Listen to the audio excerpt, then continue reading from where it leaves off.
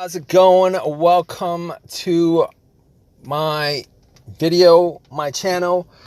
Just want to give you guys a heads up on check engine lights. I know every single one of you that's driving a car, an SUV, a van, whatever vehicle with a check engine light probably will get a check engine light one way or another. For one reason or another, they are a pain in the butt. All right, when you guys get these lights, you guys start worrying. I know you guys start worrying because that's what everybody does. That's what I do. You're thinking issues with my car. Even if it's driving fine, even if there's no there's no discernible difference between how it drives with the check engine light when it appears and when you're driving when you didn't have the light on. All right, I'm sure thoughts start going in your head like, how much is this going to cost me? Is this going to damage my car if I keep on driving it? Etc, etc, etc. All right, it is an absolute pain in the butt, and what's more pain in the butt is that light that occurs on your dash. It's there. It reminds you of a problem. And you're like, how do I get this light off? Even if you guys fix the problem, you're like, how do I get this light off? Even if it's a mundane issue, how do I get this light off? If it's a mundane issue like an O2 sensor, most of the time O2 sensor issues, you guys are not gonna have any kind of, you're not gonna able to feel a difference in the way your car drives, versus driving before the check engine light, driving after the check engine light, etc, etc. All right, OBD2. Okay, OBD2. Okay, so basically, that check engine light is on. You guys want to remove it. A lot of times, it's probably your gas cap, right? Depending on what the code is. There are a ton of codes for the check engine light. All right, it is a pain in the butt, and you guys are like, okay, if it's not a serious issue, if it's maybe like a gas cap issue and check engine light is on and you tighten the gas cap, you popped in the cover, gas cap cover, and then the light is still on. Or the O2 sensor, changed out the O2 sensor, the light is still on. Or if you guys still have, if it's intermittent, where the check engine light comes on and then you drive it about 10 more miles, 15 more miles, it goes off by itself, etc, etc. I'm a stickler for lights on my dash that shouldn't be there. I don't like TPMS lights for whatever reason. I don't like TPMS lights on. I don't like that little tire, that little circle of the three squiggly marks. I don't like that on. I don't like the check engine light on. It's just it's just something that strangely enough, I find irritating. I prefer to have it off. All right, I am going to give you guys, all right, how to take the light off. I'm gonna tell you guys how to take that light off. All right. Now, here's one way to take that light off, and this goes for like 90% of the check engine light that is on your car. All right. There are some that there are hard codes that you probably won't be able to clear the check engine light, but here's the thing. All right, what you could do is if you fix the problem, if you haven't fixed the problem, if you need to get your car inspected, you need the light off, etc., etc., here's what you do. All right. Sometimes, like I said, sometimes that light comes on for because of mundane issues, because maybe your gas cap isn't tight, etc. That could set that off. All right. Here's what you guys could do. 90% of the time, here's what you guys could do to clear that light.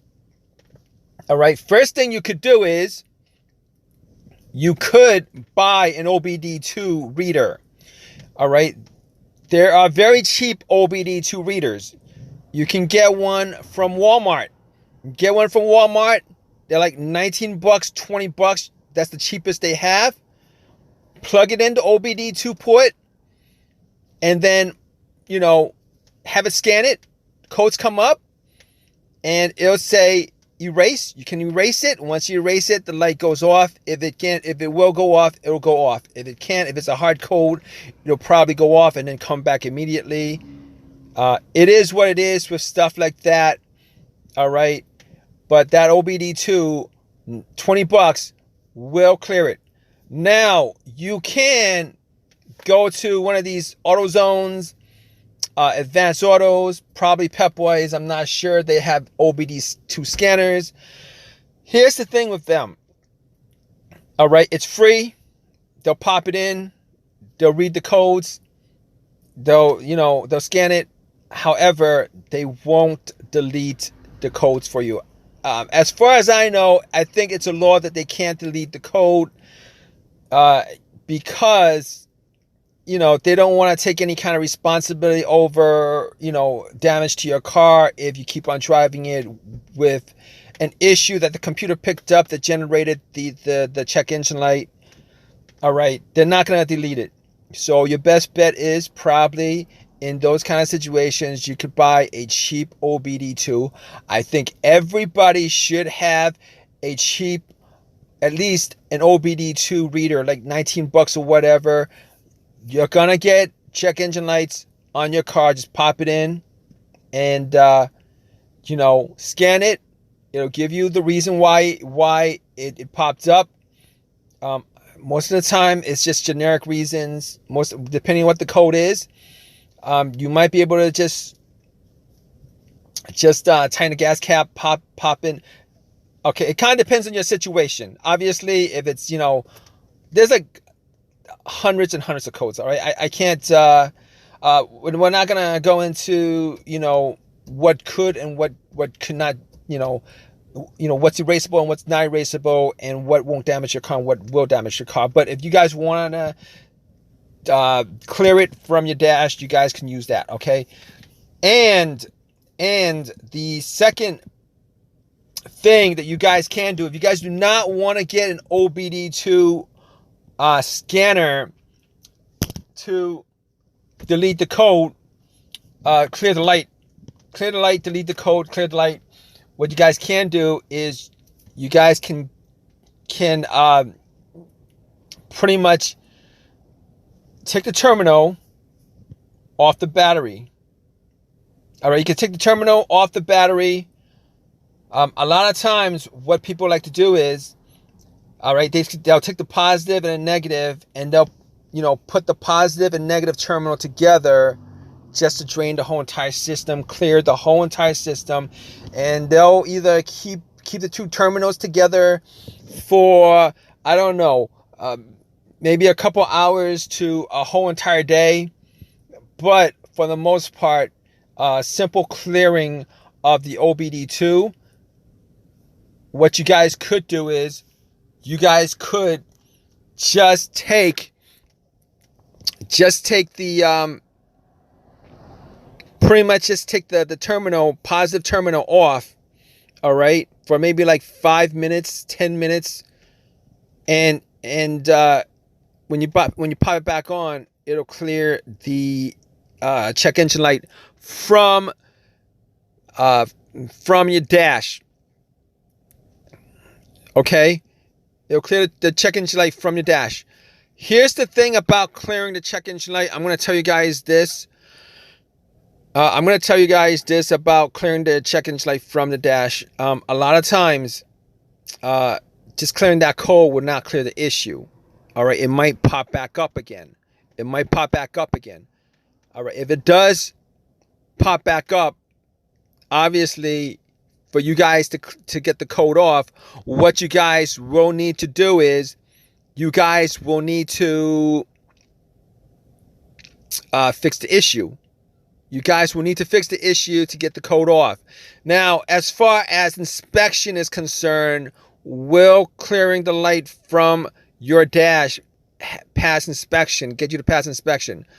It probably won't, because clearing the code from your dash pretty much clears the whole entire system of monitors.